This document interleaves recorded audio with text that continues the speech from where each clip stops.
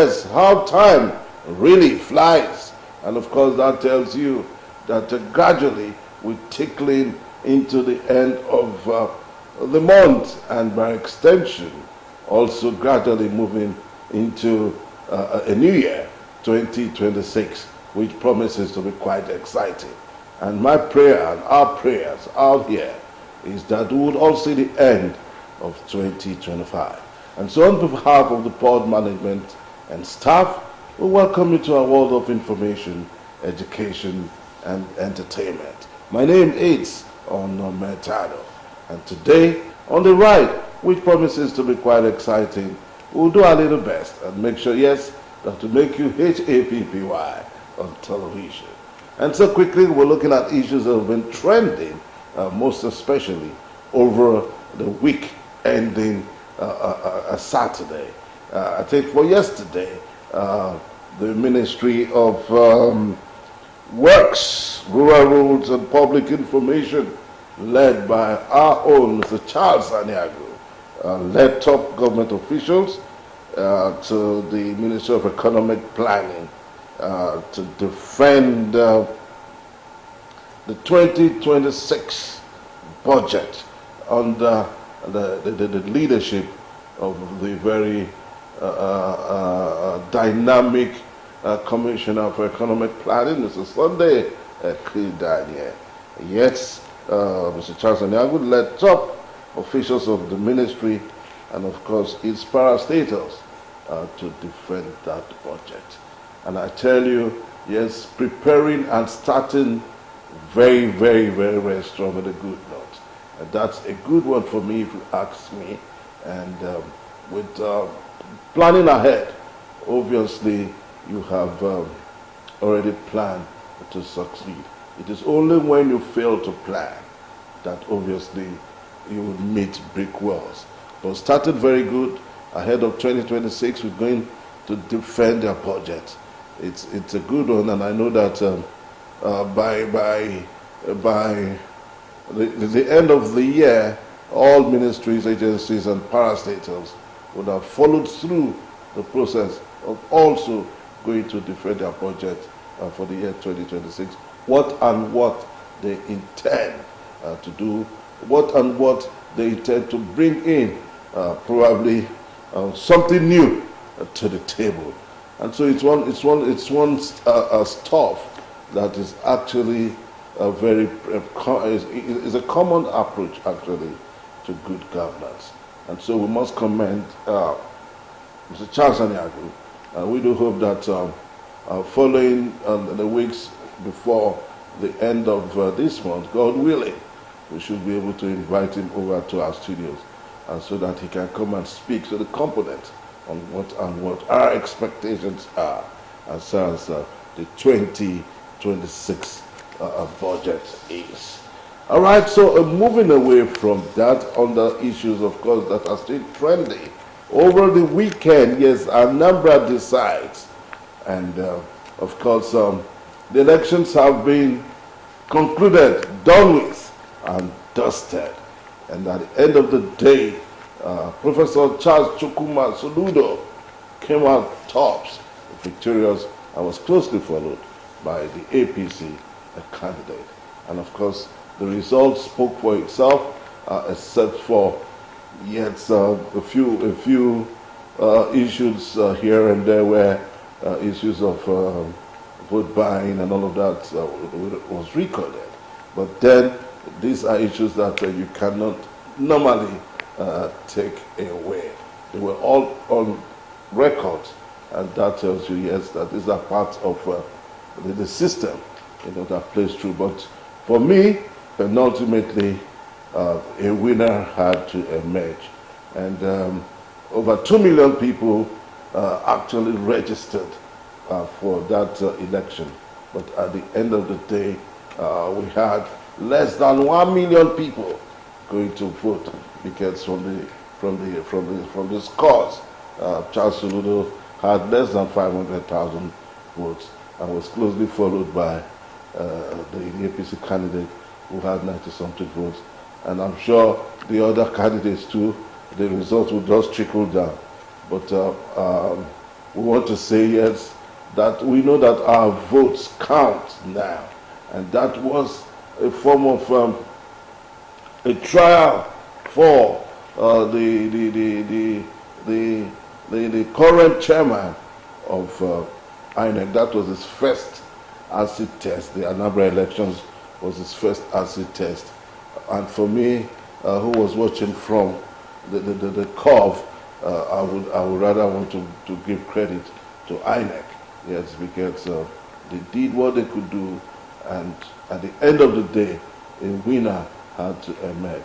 And I must also give credit to His Excellency, the President of Nigeria, Bola Ahmed Tinubu, who almost immediately, without wasting time, congratulated the governor of Anambra State.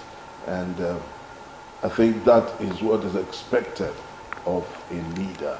And for once, yes, the issue of Nigeria becoming a one-party state, for our pundits who would look at it from the market square, they will know that, yes, Anambra came out smoking, and I know that he came back wherever he's lying peacefully now.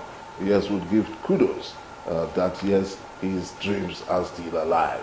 All right, that is it for the Anambra elections. And quickly, still on trending issues, just yesterday, on a very pathetic and state of melancholy, there was this trailer, you know, of a brand that actually, I wouldn't say intentionally now, because most acts are not intentional. I know most acts are not intentional. There was an accident somewhere around the Camp 74 in Asaba here, where a woman jumped out of a tricycle, and jumping out of the tricycle, she was hit by that truck. And our condolences actually to the woman. And also a clarion call to those who are pulling on some trucks. Please, when you drive on such roads, you don't put fear on the people. Because obviously the woman must have, out of fear, hysterically, you know, done what she did. But onlookers said she jumped out of the tricycle, and the truck rammed into her. And trust us, trust Nigerians, immediately the truck was cleared out of that place to guide against image, so that the wrong images or wrong signals are not sent through. All right, our heart actually goes to the families of that young woman who lost her life yesterday. All right, still looking around the issues that are still trendy. There's this other one. Yes, 2 killed by speeding, another speeding vehicle in Imo State.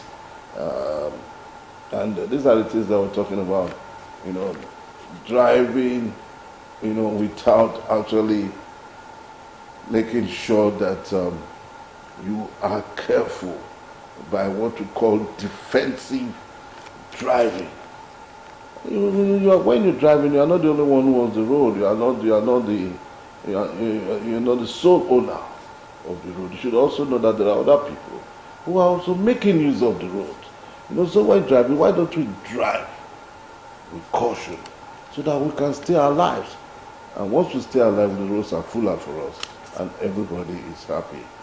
So, EFCC has put the former governor of Bayelsa State, Siva Bruye, on FBI and Interpol watch list.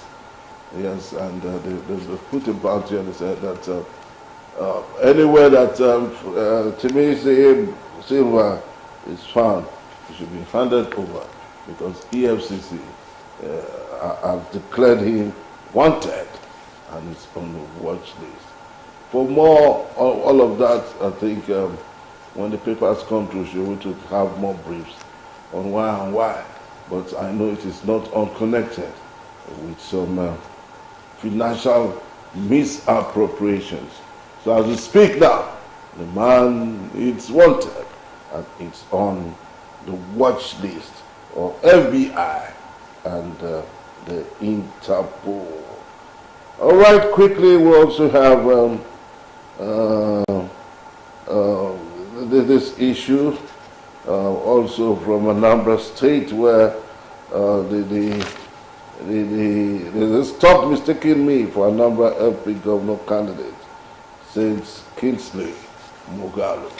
I think we had to say all of that because there were a few misconceptions here and there, but it is just in a name, you know. So I think he has just come out with a statement that he should not be mistaken for Anambra Labour Party governorship candidate. All right, that is it, and we're still looking at issues that are trending this morning. What I would like to say is the NAPTIP. NAPTIP, we're going to take a story from NAPTIP, and the story for NAPTIP is that the National Agency for the Prohibition of Trafficking in Persons has warned that human trafficking poses a major threat to national security and public safety by fueling organized crimes. And this statement is actually credited to the Director General, Binta Adamu Bello, who gave the warning in Duse that a lot of people are still being trafficked on a regular basis, and this undermines our rights as human beings. And the high time we say no, the better for us, because most of the time these traffickers indulge by using children underage to go and beg for alms. And when you see them, you begin to wonder, these children ordinarily should have parents. Why have their parents allowed them? You know. And you also see some that are also being used to do menial jobs, like house helps and all of that. While some are also being trafficked for, you know, jobs that are also degrading outside each other, such as prostitution and all of that. And so by this, it's a no-no to now by NAPTIP that human dignity should be upheld, and that this attitude undermines human capital and violates human rights. So for us, it's a no-no, and we like to say, by way of information, that let's say no to human trafficking. All right, a couple of these items actually form our trending briefs this morning, and I'm sure by our next edition we'll get it better and it will be more loaded. We'll take a break now, and I'm sure Alex, yes, who knows what he knows how to do best, will just be right on call to take us through to our next point, where we'll be looking at what the papers are saying this morning. It's Tuesday's edition of the Top Flight television program Morning Ride. We'll take a break. I'll be right back to us.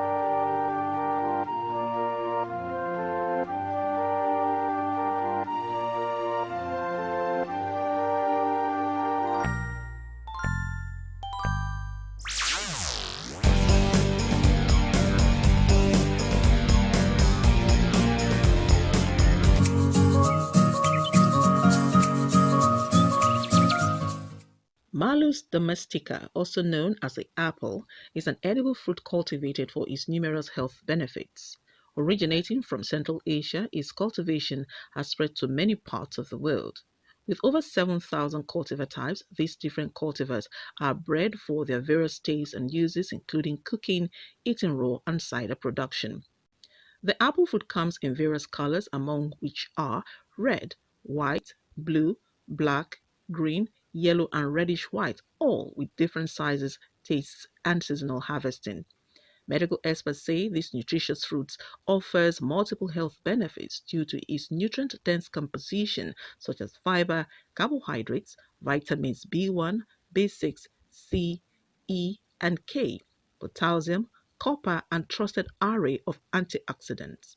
Not only is the apple nutritious, studies have linked apple consumption with reduced risk of cardiovascular disease, which may be related to the cholesterol level benefits of soluble fiber found in apples.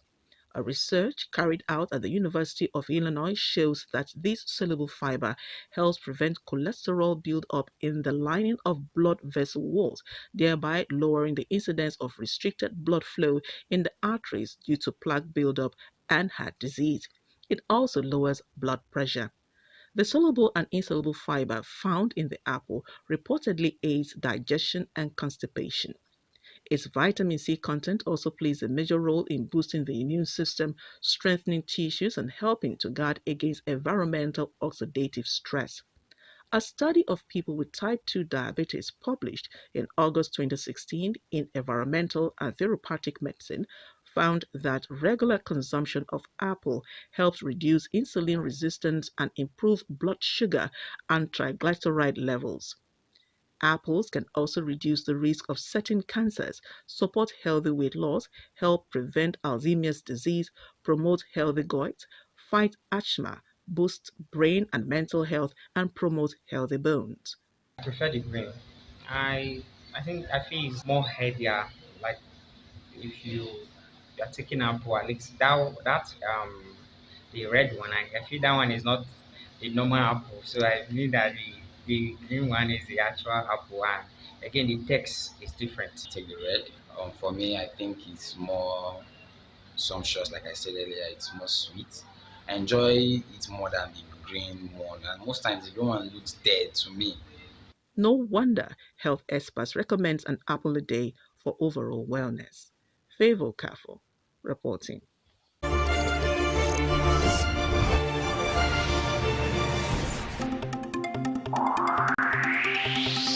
Call this fruit in your mother tongue.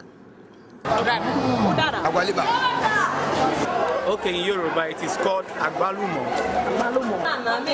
From where? I'm from Dala.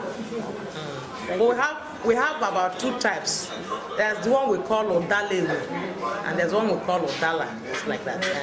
In Asia, we call Oti. We call it Oti. Popularly referred to as cherry, the African star apple is spherical in shape, about 3 centimeters in diameter. The skin or peel is orange to golden yellow when ripe, and the pulp within the peel may be orange, pinkish, or light yellow.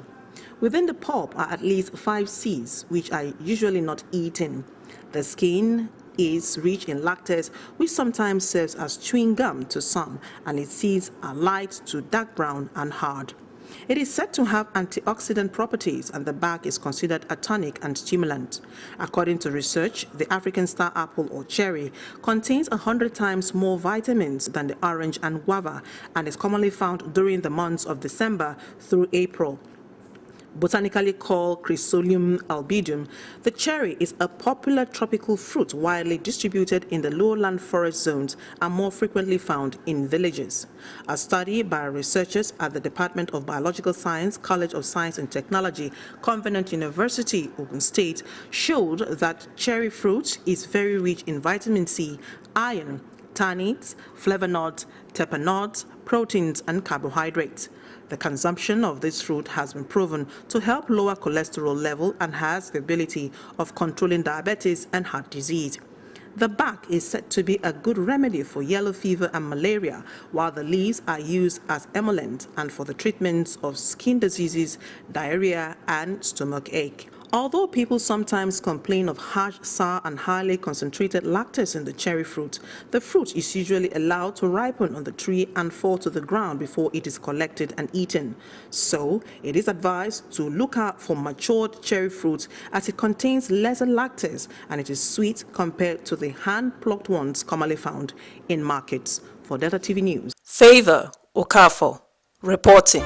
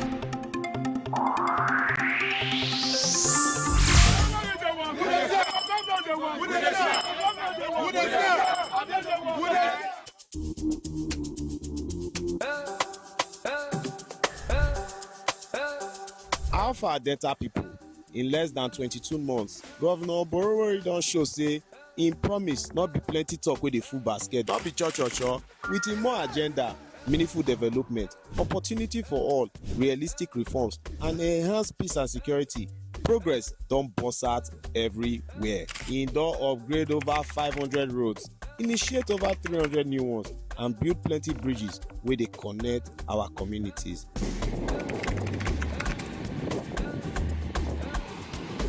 Every day when I dey reach here, my spirit dey jump, my morale dey high, because this bridge never tell for what this sheriff talk well.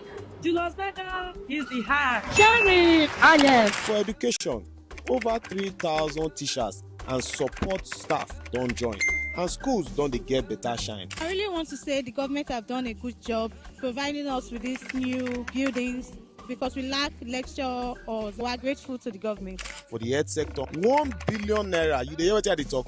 1 billion naira don burst out our health insurance. Hospitals don dey get better modern equipment and new health colleges don open. Every day, changes dey happen for Delta State. For agriculture, 1 billion naira intervention fund dey help our farmers to produce better food.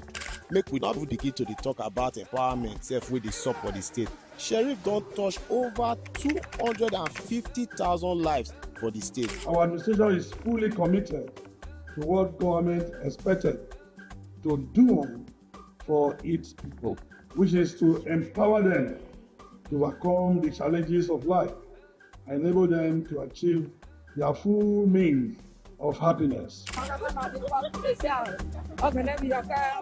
no go lack for his life, his generation no go lack. As he remember me, remember my daughter today, may God remember her. He go come again, we go see follow him again. Our hard-working civil servants also they enjoy support, and for our security agencies, they don't get 66 security vehicles. When our governor does say make it enter the road, make it protect people for the street. Thank you for the support that you have been giving to the police command and other security agencies in the state. Okodo just dey go around every sector to make sure say everywhere palash. Make una know say this one na proof say Governor Borowori dey talk the talk, he dey do the work, and na man wey dey win award sef up and down. We are giving you these awards as the most all-inclusive governor of the year 2025. This na sign say im dey bring hope and progress for every corner for Delta State. Make we join hand celebrate our leader wey truly dey make Delta State dey shine.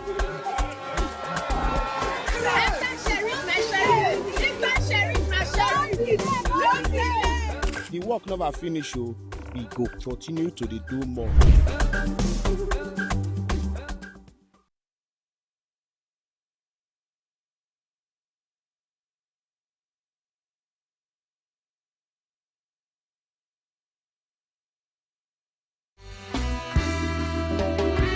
Borewori government they do numerous projects and it still they go on to they approve new projects and it not still they borrow money.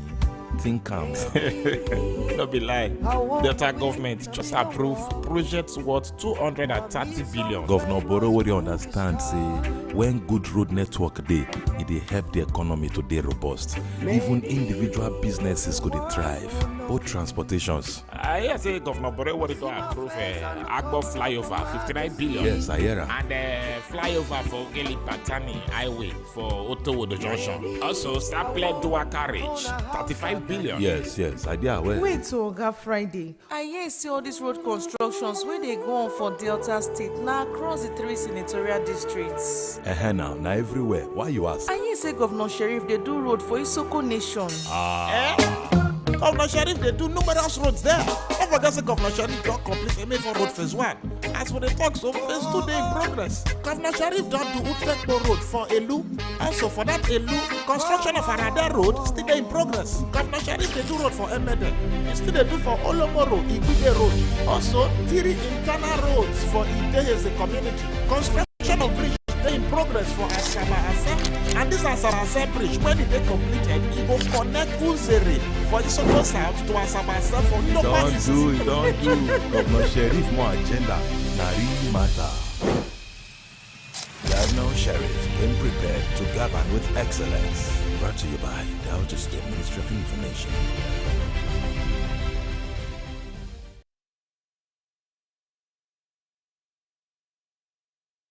Governor Sheriff once said, a modern Delta is not a dream, it is a vision we are actively bringing to life.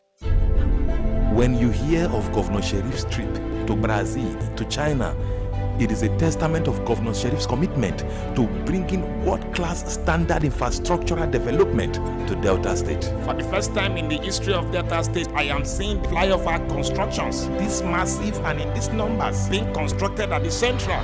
Hundreds of billions have been approved this year for flyover constructions, both in rural, river, and urban. And as we are here talking, I believe plans are already in progress to beginning the projects that are already approved. Even as we are here talking now, the Ogeli flyover construction is already beginning. Governor Sheriff, they deliver for all areas. Talk about sports, urban irrigation. What about health? Now human empowerment, too many to mention. Governor Sheriff don't talk and say 2026 budget, he go prioritize capital projects, social welfare, and infrastructure expansion. Governor Sheriff, governor will put the people before himself. Matter. I have told people that will do more. Governor Sheriff, governing with excellence. Brought to you by Delta State Ministry of Information.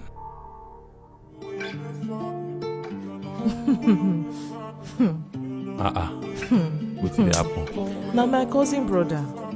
He visit Sapele recently. He say he surprised wetin I see. Say true when he dey hear say Governor Sheriff dey work for the 25 local government, say him be dey get doubts. But he don find out say everywhere when he travel go, he get one project or the other when Governor Sheriff dey do. He recently enter Sapele. He see and say Governor Sheriff don construct Bowen Road from Okpe Road to New Ogorode Road. And even construction dey in progress for Uko Road from Benin to Edo Road from Amukpe Junction to Ikwewu Community. Construction still in progress. For this same Sapele so? Yes, for Sapele. Me I hear say Governor Sheriff don do Sapele Warri Road to Gammon Bridge. For Sapele so? Yes now. Now my brother dey talk. Say Governor Sheriff don do Ororo, Chester and Benjamin Osaregbaje Road. Me I hear sef say the road where Governor Sheriff dey construct for Benin Road from Green Ekpedi Road for Olympia to Abeke Road. Say he go soon complete am. Yes sir. Governor Sheriff, I hear am. as him dey do infrastructures everywhere, na so you still dey do human empowerment. Governor Sheriff Oborevwori don train and empower over 250,000 youths across the state. Delta Cares Fadama don distribute agricultural inputs to farmers for Oko Ogbele community for Oshimili South. To farmers o. Wetin you dey think like that? Abi make I change career? You get long way to go. Governor Sheriff projects na Delta. Brought to you by Delta State Ministry of Information. Commitment of Oborowori to a peaceful Delta is unshaken. The commitment of Oborowori to a Delta that becomes #1 investment destination is also unshaken. His commitment to also ensuring that our people become gainfully employed remains also unshaken.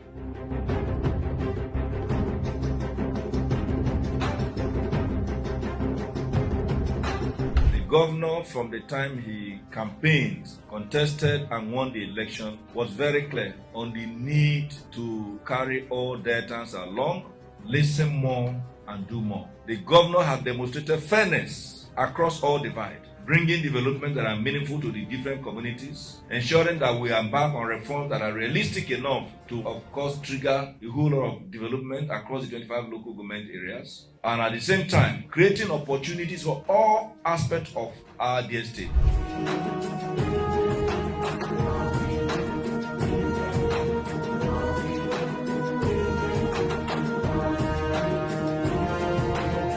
Oborowori approach to governance is what Nigerians want, and that is what is giving Deltans, and that is an approach that values everybody. So those who want to drag him to one corner and want to foment trouble, Oborowori is not buying that. So perhaps they may need to close shop because they are not likely going to get a customer in Oborowori.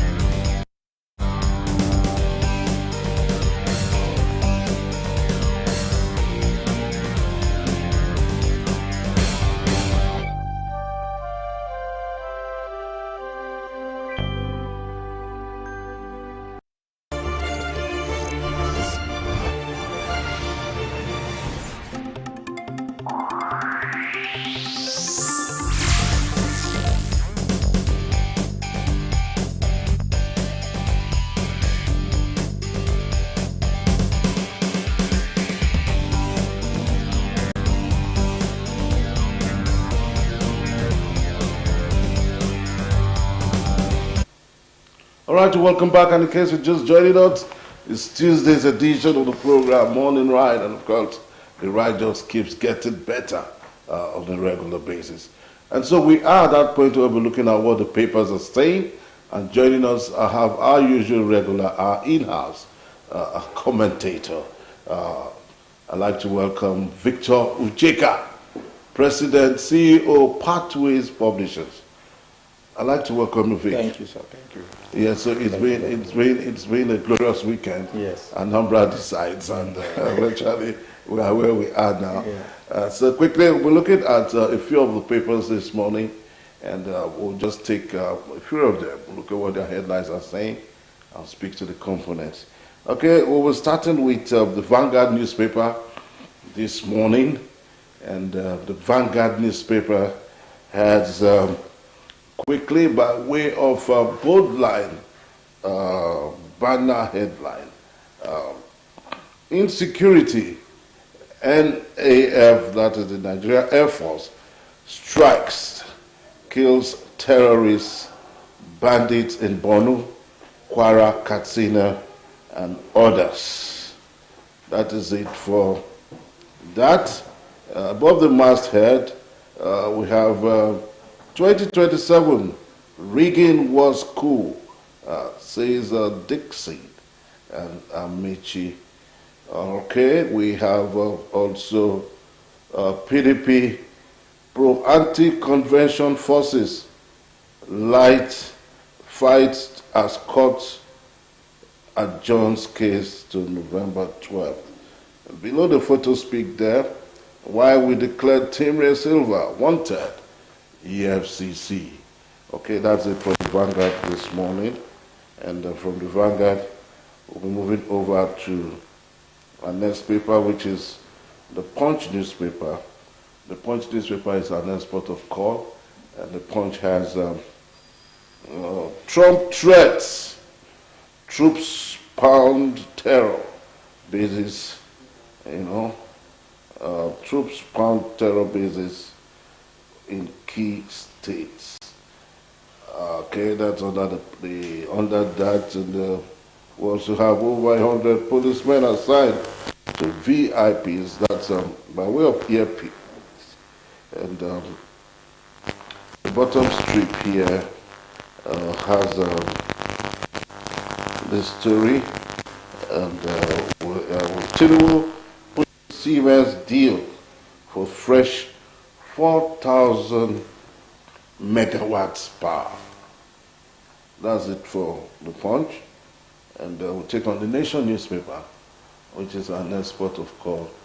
The Nation newspaper has airstrikes, kill terrorists in Borno, pound hideouts in Katsina and Kwara states. Okay? And above the masthead, Silva wanted by EFCC over $14.8 million. That is quite humongous. Fraud. Religion, not Nigeria's crisis, says Wole Soyinka. All right, and still on the CMS story, federal government CMS scale up 2.3 billion euro power project. Okay, that is it for the Nation this morning. This day is our next paper. We'll be looking at above the masthead for this day newspaper. $1 billion claim. Nest Oil queries FBN's Crest refusal to provide bank statements. And below that masthead, EFCC declares ex-minister Timre Silva wanted over alleged 14.8 million refinery fund. Tinubu moves to fast-track CMS power project, recommits to stable electricity. Okay, pick up a copy of this day and look at what it says there. Nigerian Tribune is our next point of call. The Nigerian Tribune has reps invite EFCC ICPC to probe 4.6 billion global fund USAID grants. That's above the masthead. EFCC declares team reprisal wanted. It's in virtually all the papers. Tribune has the screaming headline. Boko Haram, ISWAP, clash at Borno border. Over 150 people have been killed. Okay, bottom strip there, Pueblo's voices, Moa's certificate of occupancy at site to be returned to Benin Central Hospital. Okay, and that's it for the Tribune. The Daily Independent has it simply put this way. Tinubu engages regional bodies in insecurity battle. And the photos speak there. Textile titans back Newport want smuggling annihilated. All right, those are the major stories for the Independent. And we have the Daily Sun. Daily Sun is our next point of call after the Independent. The Daily Sun. Sultan cautions Nigerians. That's Sultan of Sokoto now. Cautions Nigerians, advises citizens not to allow outsiders divide us as governors go spiritual. Ask traditional rulers to consult gods of the land. That's more of the comic point. World Health Organization hailed Governor Mba's investment in health system development. All right, and quickly, PDP convention, Igbo party chair, others demand sanction against Oyo George. All right, that's it for the Daily Sun. The Daily Trust. Daily Trust is our next point of call, and we'll just look at the story. Bandits attack 5 vehicles, abduct passengers in Kogi State. That is for the Daily Trust. And for the Guardian, which is our next and last paper that we're looking at this morning, the Guardian has 33 years later, hope dims for safer pipeline supplies of jet A1 to airports. That's the last paper we're looking at this morning. Federal government urges calm as Soyinka northern groups reject Trump's genocide claims. Telecoms operators warn of regulatory conflicts in digital economy. We also have this story that says World Health Organization declares 24 million living with diabetes in Africa. Fraud apathy threatening democracy. Dixie and Amici, the statement is actually credited to them. Okay, those are the major headlines that we're looking at this morning. I'd like to welcome you one more time. Thank you very much, Mr. Nometa. Victor Ocheka, Thank you, a publisher of the Part2 newspapers. Yes. Okay, so let's look at this Alama Mesia, Silva. Silva has been a very major stakeholder as far as the political dispensation is concerned. Now he's on the EFCC watch list, FBI and Interpol. As we said to their watch list. I mean, why are we going through all of this now? You see, one of the challenges we are facing as a nation of issue of vote buying. Why I start from that angle is that if you look at the fraud activity that was carried out by the same person, it was because of intention to return as the governor of the state. So Nigeria has become a center where you must have the resources to buy the mind of the people before you can occupy a position. So in doing so, whoever that have intention to run for a particular office will look for any means to ensure that he or she has the money to what? To buy vote. Because if not because of his governorship ambition, I don't think that man is hungry for him to be doing such fraud. Now, as a Minister of State for Petroleum, you have the opportunity to bring development into our refinery The federal government said we are going to do what? We are going to revive the refineries we have in Nigeria and enable for the citizen to have opportunity to get fuels and diesel. You are giving that office to carry out the renovation or revival of the refinery. But what you do is to take the money because you want to go back to the state and become a governor. These are the challenges we are facing. If the government or the leadership of Nigeria can cut cost of running an election, the looting at the political class will reduce drastically. Yes, it will reduce drastically. There was a story I saw on the internet last year of one of the African country presidential candidate that went into drug to the extent that he was using his father's private jet to push drug. They asked him, why are you doing this? He said he needed money to run for an election. You need money to run for an election. So, because you need money to run an election, you must do anything humanly possible to do what? To get that money. I think that is what is really happening in terms of what Siva. But as people, I think there is a need for the EFCC to only do the cases of fraud to the end. You know, along the line, if this man comes out and maybe apologize or do anything to gain the trust of the leadership of their party, which is APC, you will see that this case will be swept under the carpet. That is why people are not afraid to do what? To go into fraud. Because they will know that when you come, like what Oshemule said, that when you come to APC, your sin will be forgiven. Many of the ex-governors that have been declared wanted or that have been arraigned by the EFCC, today we are not hearing anything about their case. So if we continue like this, we are giving room for the people who are behind us to do what? To always engage in fraud. Because EFCC can declare somebody wanted. After 2, 3, 4 months, you will not hear about the case again. They will tell you they are on it. Maybe indirectly they have taken, let me not use that word, bribe. Maybe indirectly they have received a directive from the higher power that allowed this case to remain pending. The young man, we are working with the young man. So these are the challenges we are facing. Now that he has been declared wanted, let the EFCC go after him. Somebody was saying that they have a lot of business in Senegal and one of the African countries.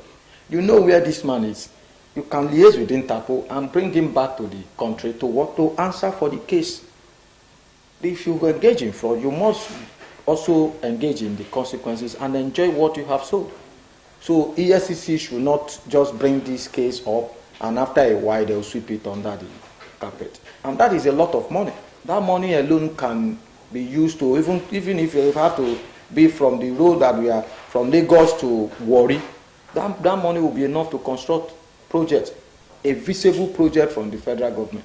So if only one person can go home with $14.8 million in just one period of being a minister, what do you think of people who will be there for the 8 years? So these are the challenges we are facing. EFCC should be up doing any case that is in their custody. Let the case get to the what? Get to the end, not sweeping the case under the carpet and letting go. Okay, thank you so much for speaking to that component of the discussion. Okay, let's look at the so-called threat now, because that is also major as far as Nigeria is concerned. Look at what the governors are saying. They started consulting with traditional oracles, you know, so that Trump cannot.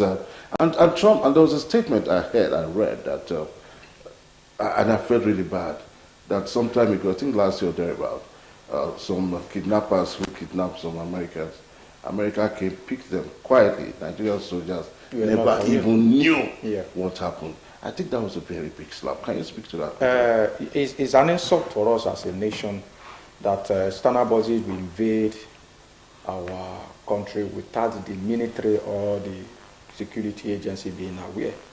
Yes, it happened. It's not a story. It's something that happened that everybody is aware. And it is a sound warning to us that even America can come in without we being aware.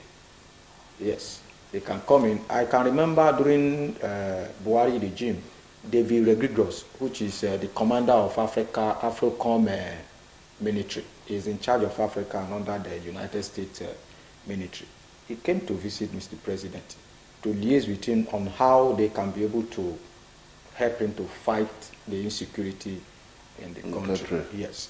And now, the threat, people take it as a threat, and I don't take it as a threat. It's a statement, and it's a way of helping our country to get rid of all this banditry and Boko Haram. Since Nigeria cannot be able to fight for themselves, I think they need external body. It's not bad. If you can do something for yourself, people will not intervene. But if you cannot do something for yourself, the world is open for help.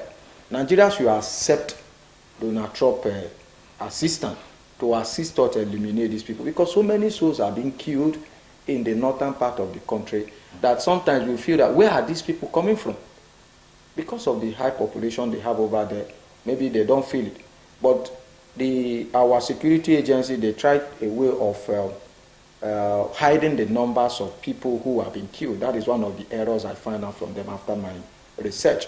You know, if you, for instance, a community and the Boko Haram kill 20 persons in that community, don't say because you don't want the world to know that they killed 20 people. They must still know. Because even the people who you are calling a charity organization that are coming to give up aid, majority of them are not just coming just for the aid alone. They are coming to know what is happening in our country. The EU, the United States, the Britain, once they come, they'll tell you, we want to dig borehole in so community. Immediately they do that project in that community. Through that aid they give to that community, they will know what is happening. There are some communities in the northern part that most of our security agencies are not aware of.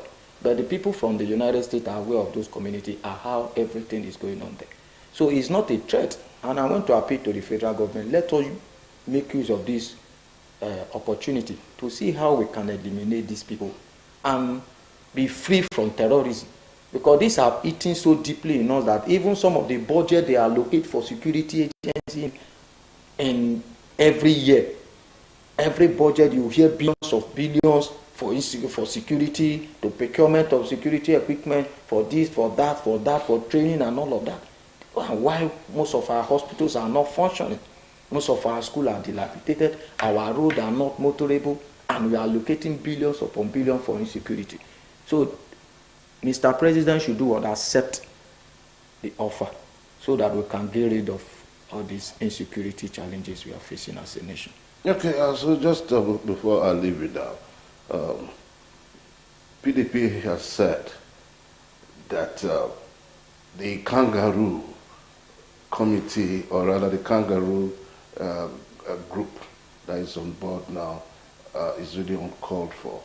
That suddenly the chairman was suspended. And now a new chairman of the BUT has emerged, and they have extended, or rather pushed forward, the convention. It's like the dogs are actually backing now. You see, one of the challenges PDP is facing is the issue of supremacy. Who will be the leader of the party, who will be this, who will be that. People who have been there before still want to remain.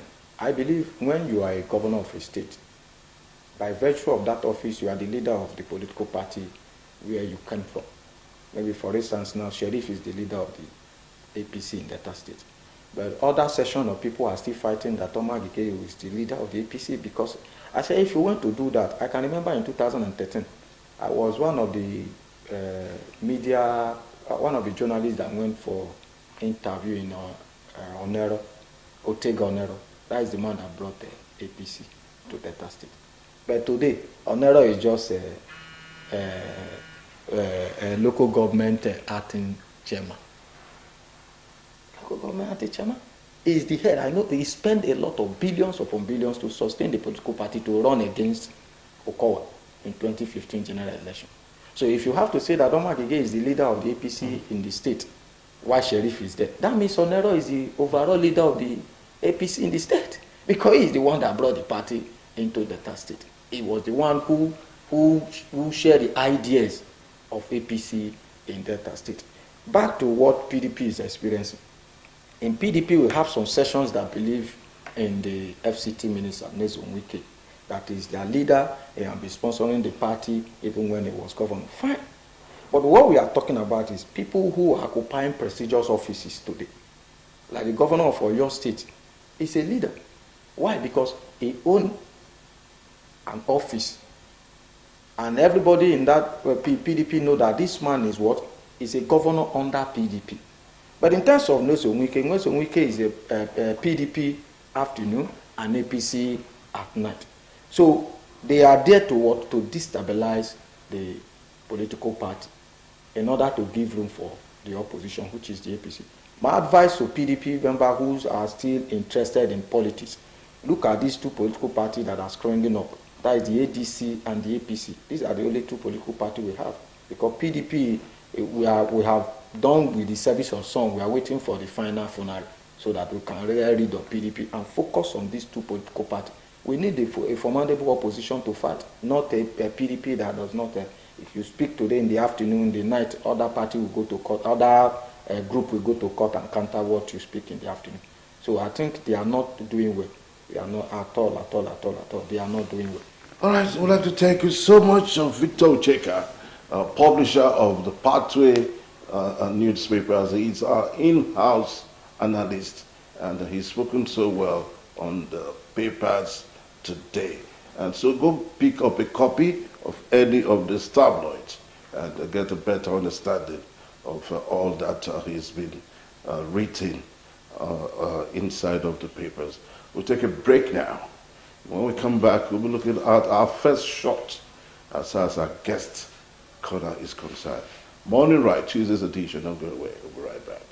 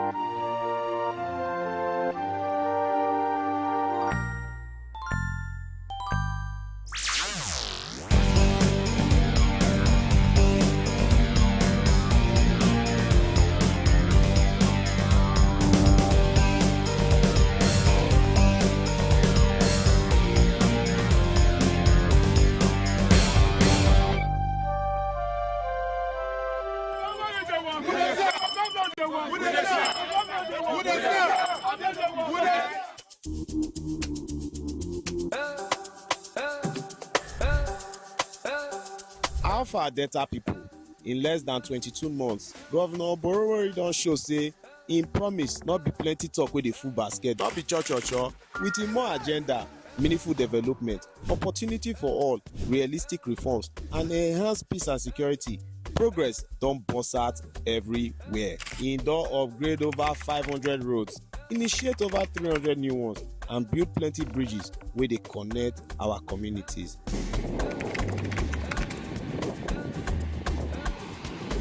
Every day when I dey reach here, my spirit dey jump, my moral dey high, because this bridge never tell for worship. This sheriff turn swell. Julius Berger is the high. Sheriff, yes. For education, over 3,000 teachers and support staff don join, and schools don dey get better shine. I really want to say the government have done a good job providing us with these new buildings, because we lack lecture or we are grateful to the government. For the health sector, 1 billion naira, you dey hear wetin I dey talk? 1 billion naira don burst out our health insurance. Hospitals don dey get better modern equipment, and new health colleges don open. Every day, changes dey happen for Delta State. For agriculture, 1 billion naira intervention fund dey help our farmers to produce better food. Make we not put the key to the talk about empowerment sef wey dey sup for the state. Sheriff don touch over 250,000 lives for the state. Our administration is fully committed to what government expected to do for its people, which is to empower them to overcome the challenges of life and enable them to achieve their full means of happiness. Everybody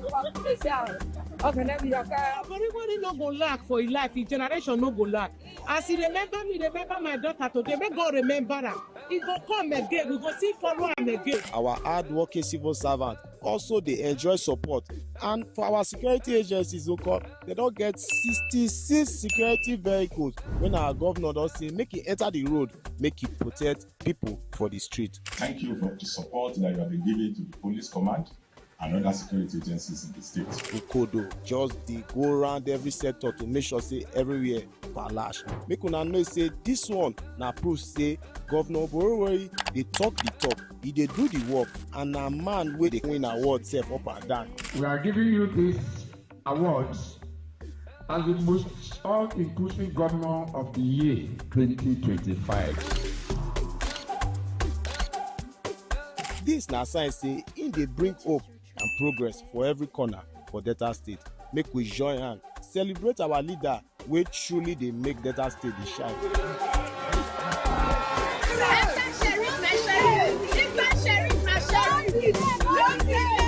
The work never finish o, we go continue to dey do more.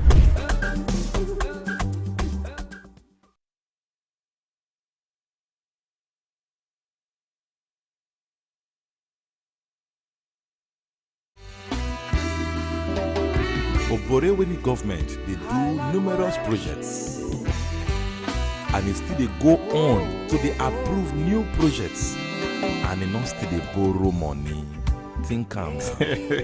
No be lie.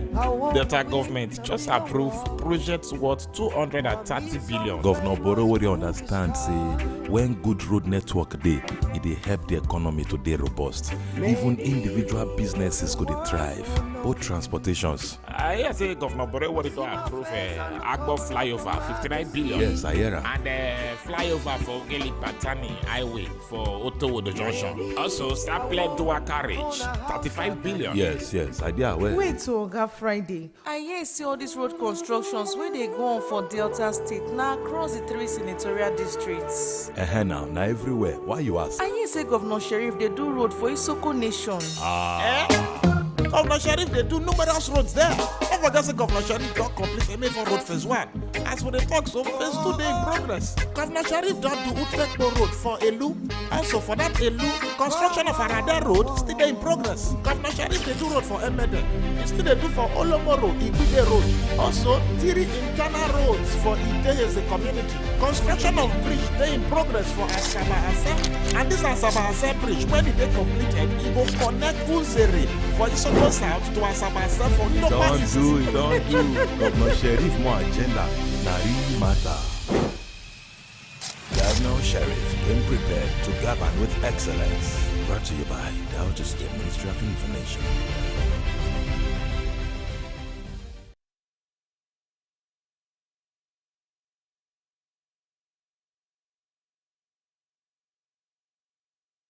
Governor Sheriff once said, a modern Delta is not a dream, it is a vision we are actively bringing to life.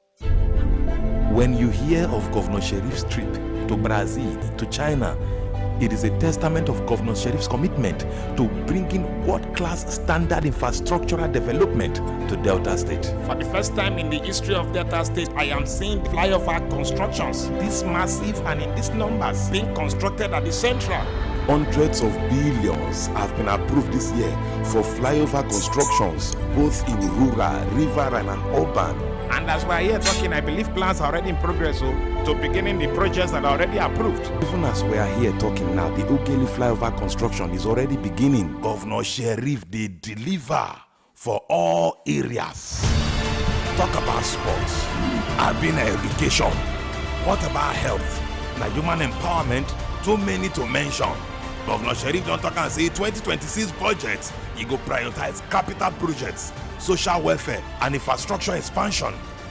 Governor Sheriff, governor will put the people before himself. Remata. I have told people that will do more. Governor Sheriff, governing with excellence.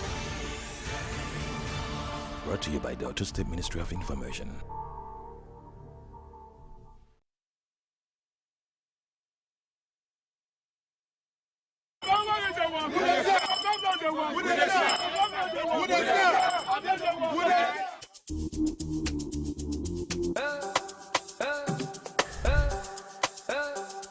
How far Delta people?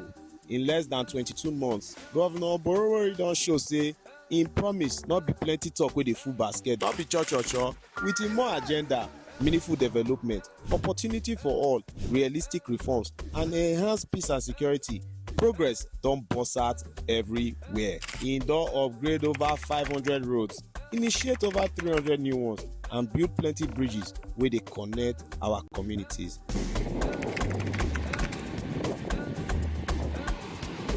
Every day when I dey reach here, my spirit dey jump, I'm already high because this bridge never tell for what this sheriff turn swell. Julius Berger is the high. Sheriff, yes. For education, over 3,000 teachers and support staff don join, and schools don dey get better shine. I really want to say the government have done a good job providing us with these new buildings because we lack lecture or we are grateful to the government. For the health sector, 1 billion naira, you dey hear wetin I dey talk? 1 billion naira don burst out our health insurance. Hospitals don dey get better modern equipment and new health colleges don open. Every day, changes dey happen for Delta State. For agriculture, 1 billion naira intervention fund dey help our farmers to produce better food. Make we not begin to dey talk about empowerment sef wey dey sup for the state. Sheriff don touch over 250,000 lives for the state. Our administration is fully committed to what government expected to do for its people, which is to empower them to overcome the challenges of life and enable them to achieve their full means of happiness. Everybody no go lack for his life, his generation no go lack. As he remember my daughter today, may God remember her. He go come again, we go see follow him again. Our hard-working civil servants also dey enjoy support, and for our security agencies, they don get 66 security vehicles when our governor don say make he enter the road, make he protect people for the street. Thank you for the support that you have been giving to the police command and other security agencies in the state. Ukodo just dey go around every sector to make sure say everywhere palash. Make una know say this one na proof say Governor Borowori dey talk the talk, he dey do the work, and na man wey dey win award sef up and down. We are giving you these awards as the most all-inclusive governor of the year 2025. This na sign say im dey bring hope and progress for every corner for Delta State. Make we join hand celebrate our leader wey truly dey make Delta State dey shine.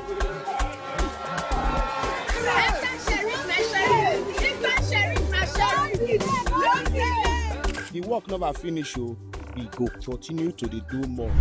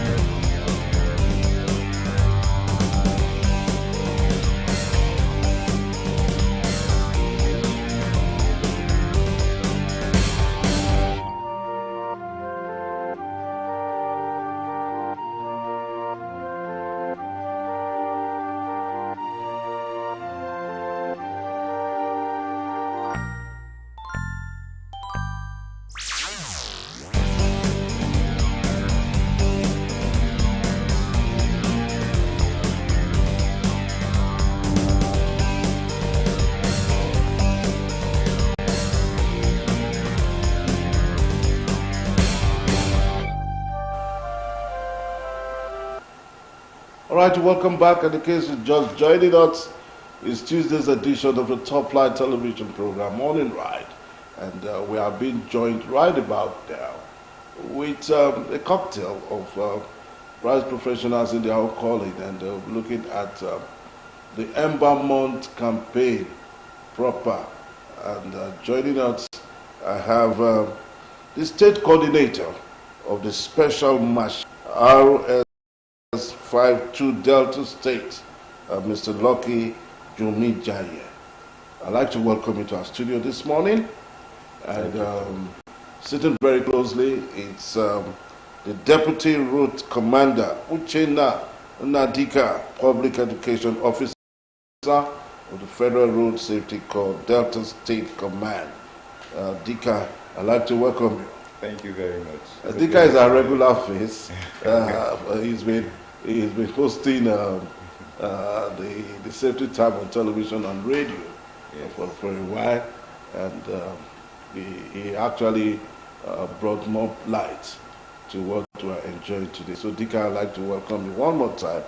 And so quickly, as Special Marshal, sir, you have been doing so well since you came on board.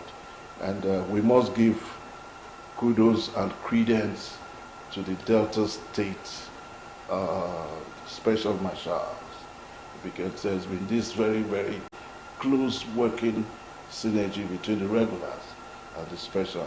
But since you came on board, so far so good. How has it been?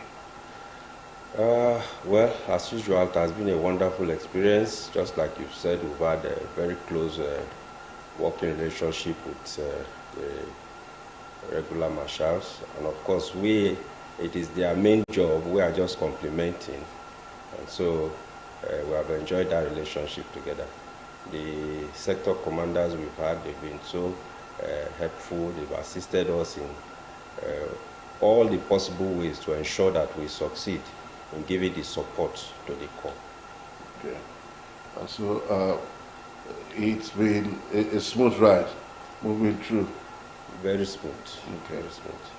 Okay. So Adika, you've been part of the system, and I know there's been this very wonderful symbiotic working relationship between the regulars and the special marshals, so to say. How's it been working along that line? Of course, just like the state coordinator has already mentioned, it's been a smooth ride so far.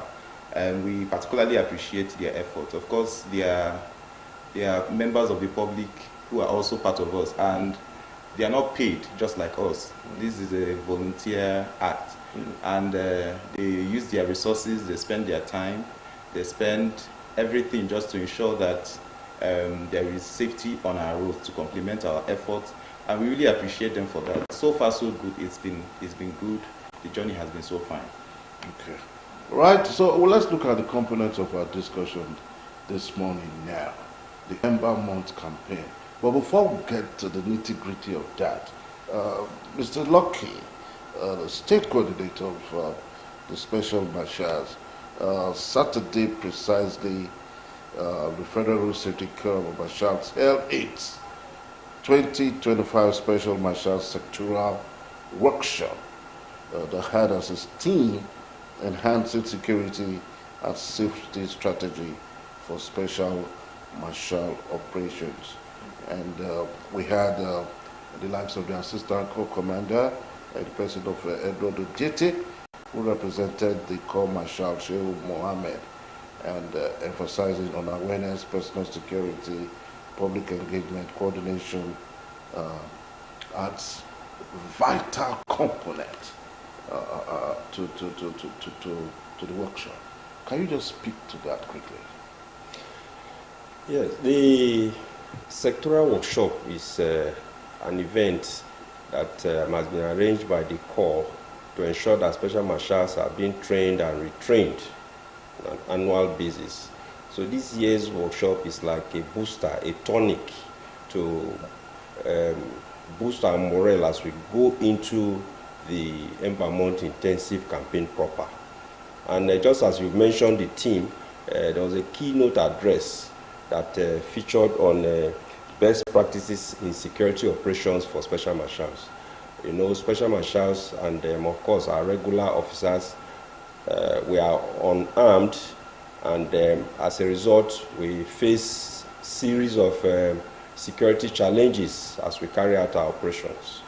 We face assaults most times, sometimes from unruly drivers and road users, other road users. So this workshop was packaged to equip us to be security conscious. Practical tips were given on how we can ensure that we are secured while we carry out our jobs. All right. So as a rider to what the coordinator has said, we had a major general coming to speak on the team in the person of Engineer Efe Felix Edafiogo. And he spoke so well while commending the special marshals that of every tier of paramilitary, the road safety was highly commendable in a lot of ways, most especially doing their job as I told you, and also commending the regulars as well.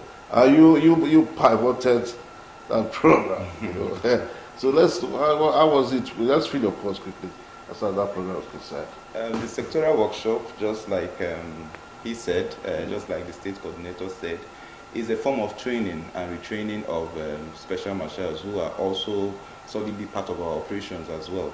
And it gave opportunity for an informed outlook on their patrol activities, discipline, and what have you. Everything that it has to do with their operations as special marshals, which is equally what we do as well.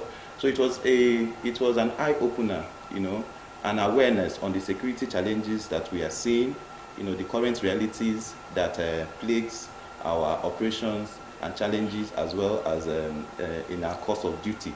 So it profiled solutions to how do we address these challenges, how do we go about them, both as special marshals and as regulars, because it is the same challenges that we face every day. So the workshop was really beautiful, and we had, just like you said, the Major General, retired, who is a professional in that field of security, and he was able to do justice to the workshop. Yeah, because it was actually an eye-opener. We saw areas that were gray. Yeah. You know. So presently we are in the month of November now, and quite a lot will be expected from road users. They said where the roads are, where you have fuller roads, safer lives, fuller roads. So my state coordinator, complimenting what the regulars are doing. What are your plans as we move into the Ember month proper? Because we are just there already, middle of November. Can you let's have a pause. Let's feel your pause. Yeah, so for this year's Ember Month campaign, series of programs have been outlined. We've had some. We've had the flag off. We've had the town hall meeting. We also had a press conference, which the sector commander, Delta State, was the chief host of some of these programs. So going forward, like I said earlier, special marshals on our own, we are prepared to go into the Ember Month. We have advocacy programs that we'll do massively, and it is of note to think of the theme for this year's campaign. Take responsibility for your safety. Stop distracted driving. This is our focus for this year, as directed by the Corps Marshal Shehu Mohammed. So, and that is what we are going to do. We are going to ensure that we embark on this massively, not focusing only on drivers, but also on passengers, on pedestrians, on all road users should take responsibility for their safety. Because come to think of it, if a bus, for example, is involved in a road crash, it is only one driver that is there. But you have about sometimes up to 14 passengers. So these passengers too should take responsibility and ensure that the driver is safety conscious and is not distracted while they are on their journey. Okay, talking about distractions now, I know that was a major, as far as the Ember Month campaign is concerned. The Gets Rich, I want to make it quickly. I want to get to Lagos and come back, go back to Lagos and come back. And also the need for them to not to be distracted. I know you were also a major stakeholder as that was concerned. Can we also hear your company, your own discussion? Let's feel your pulse as far as that topic is concerned. Okay. Thank you very much. Let me start by, of course, last year, the theme for our Ember Month last year was Speak Up Against Dangerous Driving, because accidents or crashes kill more passengers than drivers, you know. So, and this year we've also gone a step further to tell people to take responsibility for their safety and an extended focus on distracted driving. You know, what this tells us is that it is high time as road users to always take responsibility, prioritize your own safety. One, you have to speak up. You have to also ensure that everybody on board is doing the right thing. And if they are not doing the right thing, you should draw their attention to it, because your own safety is paramount. Your safety is paramount, just as every other person's safety is paramount. And while this year's focus is on distracted driving, it still does not step down on other forms of causes of accidents or traffic crashes. However, it is important that we also know that distracted driving has taken so many lives, and that is why we are trying to prioritize distracted driving this year. And what are those distracted driving that we are talking about? You know, beyond making use of phone while driving, we also have other things that could also form distracted driving, such as when you are anything that takes your focus away from the road. Anything that takes your focus away from the road is distracted driving. So when you are putting on your seatbelt when you are as you are driving, it's also distracted driving, because that seatbelt could take your focus away from the road. So what do you do before you embark on your journey? You should have made sure that you are comfortable, put on your seatbelt, make sure that you've adjusted your mirror, tune to your favorite radio station or channel before you move, so that you don't do all of those things, you don't engage in those activities while you are driving. Another thing, sometimes we also engage in playful activities, maybe with your spouse or with your loved ones while in the vehicle. These are some of the things that can also cause distracted driving. You also find people engaging in drinking while driving, or drinking even before driving. These things could wear you down and make you lose focus while on the road. Another thing is fatigue. Sometimes you see people, they don't get enough rest, and while they're on the road, they are now distracted, they feel sleepy, and before you know it, they doze off while on the steering. It can also form distracted driving. We also have people who are sick.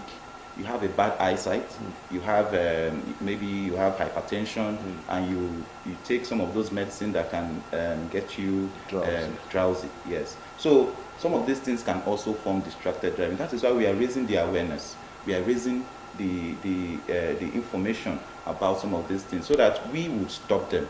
In case you don't also know, we are making you know now. And of course, the state coordinator had already said, we've begun our Ember Month awareness campaign. It started with a press conference on the 20th of October, and thereafter we also had a rally. Beyond rallies, we've been engaging in park advocacies. We go to different parks on a daily basis. We make sure that every team across Delta State must stop at least one park every day to enlighten not just the drivers but passengers as well, because we are looking at an expanded we want to cover every road user, whether you're a driver, a pedestrian, what have you, cyclists. We want to ensure that everybody gets this message of safety. We've also extended to churches, mosques, schools. We go to these places so that we can even catch them young. We also do we also carry out campaigns, just as we have come here on televisions, other media channels. We have our Federal Road Safety, our FRSC Nigeria Facebook platform. We also have FRSC Nigeria on Instagram, Twitter, and other channels. So these are avenues that we use to push out these safety messages and raise awareness on this stop distracted driving that we are focusing on this year. Beyond that, of course, if we just focus on enlightenment without enforcement, then of course it's Jamboree. So our enforcement programs are also heightened. We have the mobile court sitting almost every week to ensure that we fight against some of these vices that will also end up causing accidents on our highways. And we also have our regular patrol activities, of course, and we also have increased traffic control. For instance, if you are going through this major Asaba Bini Express, our people have been stationed to ensure that the road is free despite the work going on the road. We want to appreciate the federal government for instituting the work at the moment. So, but our people are there to ensure that there is free flow of vehicles and there is no traffic gridlock. We also extended our meeting and strategic partnership as well with the State Tow Truck Association, while we also have our 30-ton tow truck for heavy-duty vehicles, which has been properly positioned. Yes, we're also trying to take advantage of our relationship with the State Tow Truck Association for quick removal of obstructions on the road this period. So these are some of the strategies that are on ground. And of course our men too, in conjunction with the special marshals, about 1,300 personnel have been arranged statewide to ensure that there is free flow of traffic this period. So yes, these are some of our strategies for the Ember month, and we hope that by God's grace, there will be no bad news. We will all step into 2026 hale and happy. Yes. Okay, just before I let you go, gentlemen, this is directed to you now because you will be the ones taking the lead. Usually that Christmas season, from 20th up to the Onitsha Benin, especially the Onitsha, axis is usually deadlocked, you know, because the road too is not a good one. So how do you intend to make sure that there's a flow, you know, unrestricted? There's a flow, you know, because like I was sharing with somebody, some people might sleep on that bridge till morning. Are we going to be experiencing such arraying fears? No. In fact, our corps commander, our sector commander rather, Corps Commander Joyce Alexander, she assumed position on the 25th of September and has been relentless in trying to ensure that every stakeholder comes on board. You know, both the Federal FEMA, Federal Road Maintenance Agency, Ministry of Works, State Ministry of Works. She has gone over and beyond to ensure that these people come together, and even with the security agencies, the Commissioner of Police and all of that.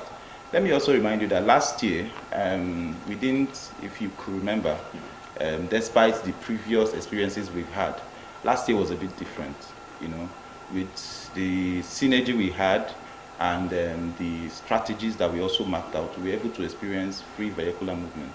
And of course, we are going to look at what we did last year and improve on it. So we are going to ensure that this year there will be no gridlock. However, of course, the construction has already begun, if you are aware.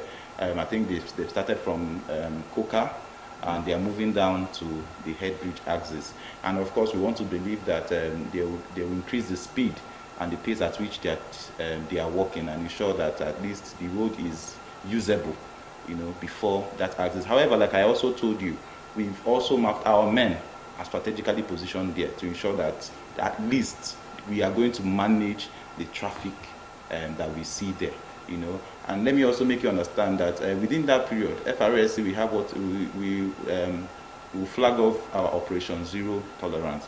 And that's flagging off, we stop every administrative activity. All of us, even the sector commander, moves to the road. That's how we do it. Every period, every December from 15th to 15th January, all of us will move to the road. Even the sector commander is on the road to ensure that there is free vehicular movement because of the festivities. So that is part of the strategies. Okay, I want the state coordinator now, by way of complementing that effort. Ordinarily, you are supposed to be enjoying Christmas. Are you also having plans to deploy the special marshals to also be there? Because Delta is still the carry last. Speak to that as we begin to round up quickly. Of course, Delta know the carry last. If you heard him correctly, he said the sector command is deploying about over 1,000 personnel. That 1,000 personnel, special marshals are inclusive. So we work together, we will complement the effort. We are also deploying all our units through our unit coordinators in the entire state to ensure that those critical areas where we have traffic congestion, we focus on those areas to ensure that there is free passage this period. So that is exactly what we are doing. Having said that, I also want to use this medium to let our viewers know that Special Marshals is the voluntary arm of the Federal Road Safety, and once in a while, once in a year or thereabout, we recruit members. That is currently going on now. And so we are using this medium to let those who have the volunteer spirit to come on board and join us in this very satisfying voluntary work that we are doing. And also, we have also noticed that a lot of Deltans, a lot of people who are not special marshals are parading themselves using our paraphernalias. We are advising strongly that the disease from this, because it is criminal, and actions will be taken against those who persist in doing that. They use our paraphernalia, some of them use our regalias, our car banners, car stickers, and all that to parade themselves as special marshals on the road. We are using this to warn them strongly to please desist. The door is open for everybody who wishes to come and join us.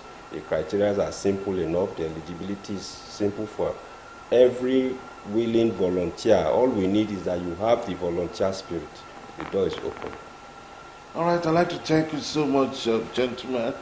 Mr. Lucky Jumijayan, State Coordinator, Special Marshals, RS52, Delta State.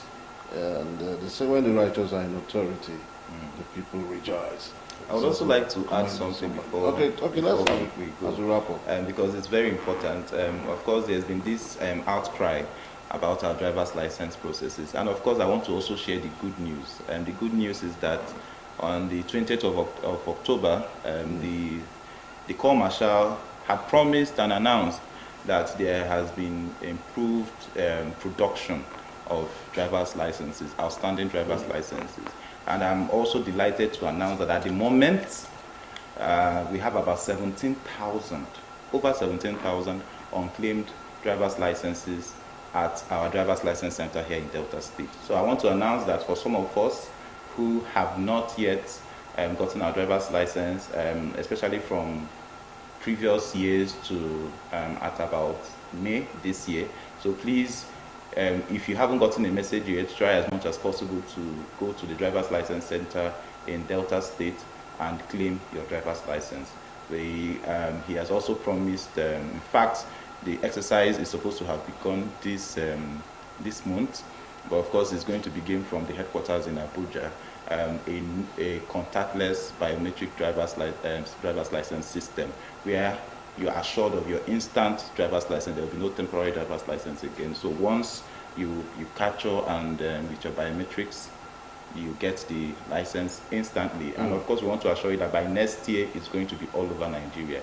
And so that is the progress that we have made, and it's one of his policy thrusts of digitalization of our FRSC operations. So that's what I want to announce. Okay, thank you so much, Deputy Route Commander Uchenna Nadika, Public Education Officer of the Federal Road Safety Command, RS52, Delta State. Thank you. I appreciate your presence, and marking my words, I did say, after the workshop, a recap of all that transpired. And I'm sure we're keeping you up to date, and always be a listener to our programs regular on TV and radio at Safety Time. and you'll get more information as far as safety on our roads is concerned. Safer life, fuller roads. And so this is where we'll wrap up this conversation. We'll take a break. When we come back, we're looking at our next interview sessions. Don't go away.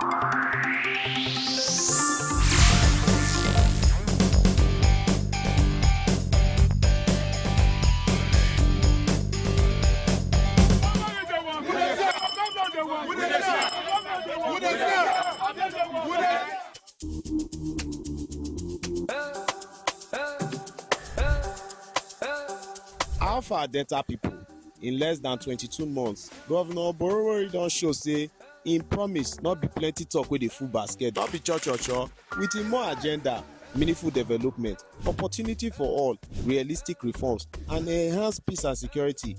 Progress don burst out everywhere. Im don upgrade over 500 roads, initiate over 300 new ones, and build plenty bridges wey dey connect our communities.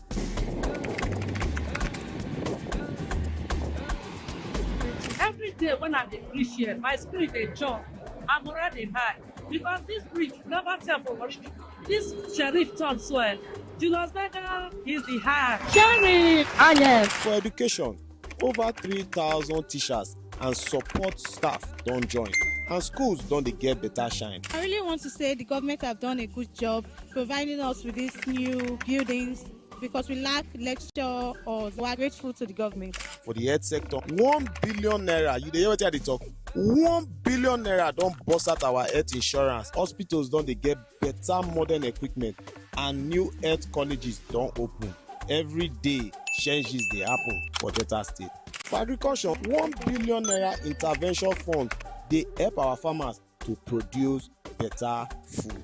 Make we not even begin to dey talk about empowerment sef wey dey sup for the state. Sheriff don touch over 250,000 lives for the state. Our administration is fully committed to what government expected to do for its people, which is to empower them to overcome the